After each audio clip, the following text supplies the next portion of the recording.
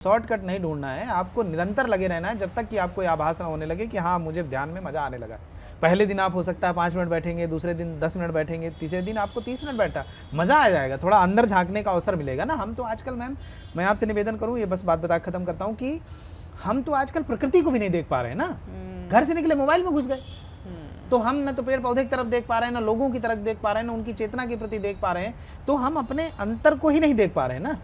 इसलिए हम फिर जैसे किसी दिन हमें थोड़ा सा भी झटका लगता है हम टूट जाते हैं।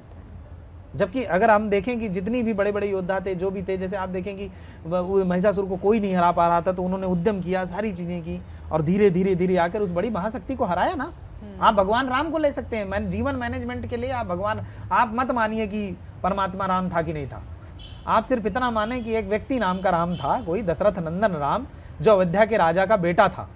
आपके साथ मैं बच्चों को बोलता हूँ क्लास में, एक दिन एक बच्ची बड़ी उदास बैठी थी, मैंने कहा बेटा क्या हो गया तुम्हारे साथ? बोले सर वो ऐसा ऐसा हो गया, स्नैपचैट जो वो नहीं होता पीला वाला वो स्नैपचैट, बोले उसमें कोई एक स्नैप चैन होती है वो टूट गई, उधर से एक लड़का था वो फोटो भेजता था, मैं इधर से भेजती थी, वो आज नहीं भेजा।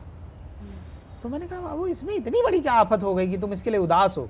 अच्छा चलो, मैंने कहा तुम्हारे साथ कभी ऐसा हुआ? मैंने कहा चलो तुमको एक कहानी सुनाता हूँ, आपको भी सुनाता हूँ मैम, सुनिए कि भाई आपने ऐसा कभी सुना है कि एक राजकुमार था, उसको सुबह बताया गया कि कल सुबह 8 बजे बढ़िया ब्रह्म मुहूर्त के बाद तुमको सज धज के आना है, तुम्हें राजकुमार राजा बनाया जाएगा, युवराज उत्तराधिकारी घोषित किया जाएगा, सुबह बताया गया। और रात को मम्मी पापा दोनों कमरे में आए, माता पिता दोनों कमरे में आए और उन्होंने कहा कि सुबेरे आपको वन में जाना है। आपके साथ इससे बुरा हुआ है कभी?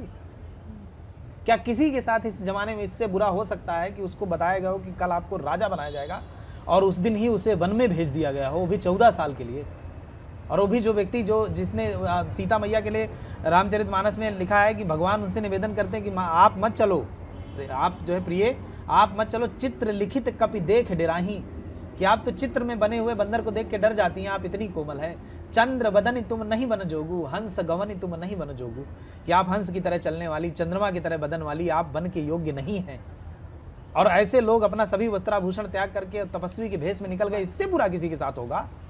अगर आपको चेतना लेनी तो उस रामचंद्र से लीजिए। और फिर उसने किया क्या कि आप देखें कि इतनी बड़ी जो है क्या नाम है, रीछ, भालू, कपी और वंचित, जो आप समझिए, मैं चित्रकूट का रहने वाला हूँ, हमारे यहाँ भील एक प्रजाति होती है जिसने भगवान को शरण दिया।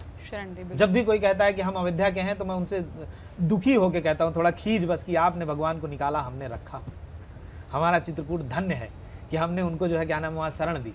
तो उसमें क्या होता है कि आप देखेंगे भील जो प्रजाति है, उसने कहा कि महाराज हम तो चोर लुटेरे थे, आपके आने से हमें लगा कि हम कुछ अच्छा कर सकते हैं।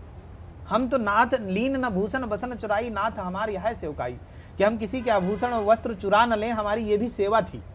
आप ये भी हमें जान के चलिए कि मनसाहत थी। ऐसे लोगों का जीवन परिवर्तित कर दिया उन्होंने। फिर उन्होंने बादरों को लिया, सुग्रीव जैसे लोगों को लिया जिनका कोई नहीं था, और एक ऐसी विशाल सेना बनाई जो रावण जैसी महाशक्ति से टकराई और विजयी हुई। तो आप अपने रोगों से नहीं लड़ पा रहे हैं, आप ये छोटे छोटे पूंजियों से नहीं लड़ पा रहे हैं, जो ये कह रहे हैं कि भाई आपने जो रील बनाई उससे हमें मजा नहीं आया। मत आए मजा, तुमको ब्लॉक करो, उसमें रिपोर्ट करो उसको, बढ़िया संसाधन है हमारे पास।